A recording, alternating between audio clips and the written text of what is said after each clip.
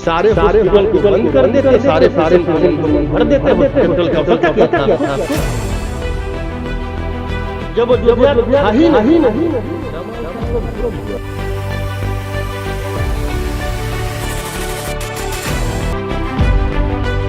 पहले राम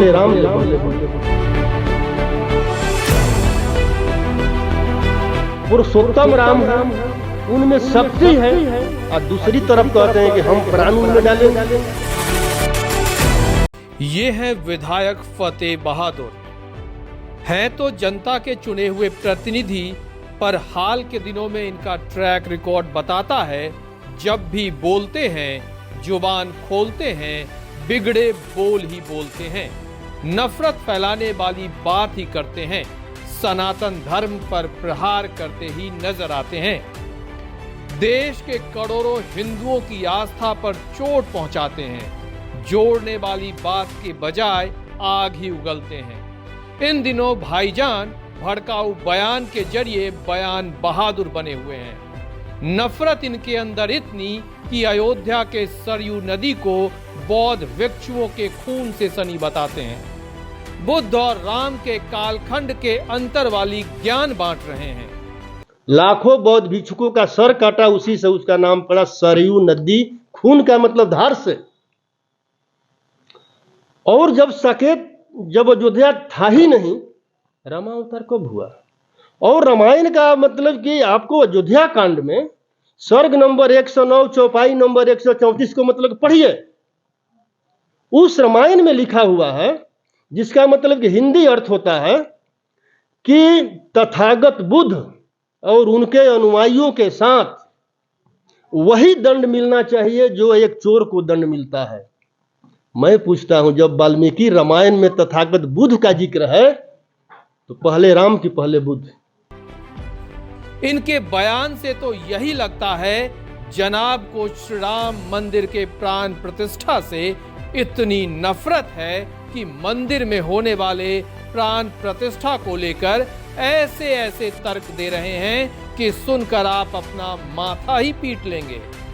इनके बयान को सुनकर ऐसा लगेगा कि वोट बैंक की सियासत इनके अंदर इतना नफरत फैला दिया है कि धार्मिक भावनाओं से खेलना इनका शगल बन गया है।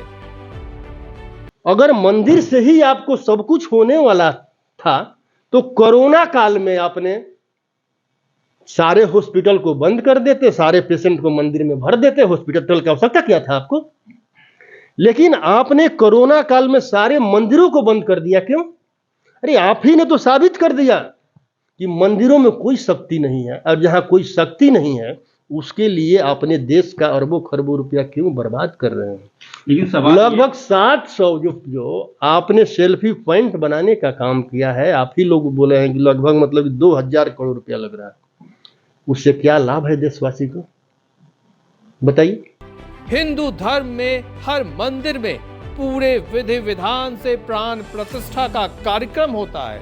उसी प्राण प्रतिष्ठा को लेकर इनके बेतुके बोल इनकी सोच पर हैरत करने को मजबूर कर देता है। मंदिर में प्राण डालने का जो बात कर रहे हैं वो देश में नफरत नहीं फैला सकते हैं। एक तरफ कहते हैं कि भगवान राम है, पुरुषोत्तम राम है, उनमें शक्ति है, और दूसरी तरफ कहते हैं कि हम प्राण उनमें डालेंगे। तो जो पत्थर में प्राण डाल सकते हैं आप, ऐसे लोग तो बहुत देश के लिए कारगर साबित होंगे। ऐसे लोगों को भारत सरकार को सूची बनाना चाहिए, और ऐसे लोगों को जो बॉर्डर पर हमारा जो सेना जो लड़ रहा है, हर बटालियन के साथ एक प्राण डालने वाले को रखना चाहिए। हर हॉस्पिटल में हर स्पेशलिस्ट डॉक्टर हैं, लेकिन प्राण स्पेशलिस्ट अभी तक डॉक्टर नहीं है। तो हर हॉस्पिटल में एक प्राण स्पेशलिस्ट लोगों को रखना चाहिए, ताकि हमारे लोग मरे और प्राण उसमें डाल दें।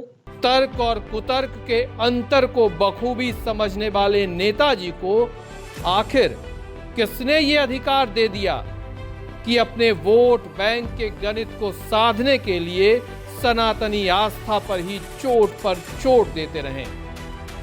अब विधायक जी को आखिर कौन समझाए कि जनता के चुने हुए प्रतिनिधि हैं, इसलिए इन्हें कम से कम जनता की भावना और धर्म विशेष की आस्था से खेलने का कोई अधिकार नहीं।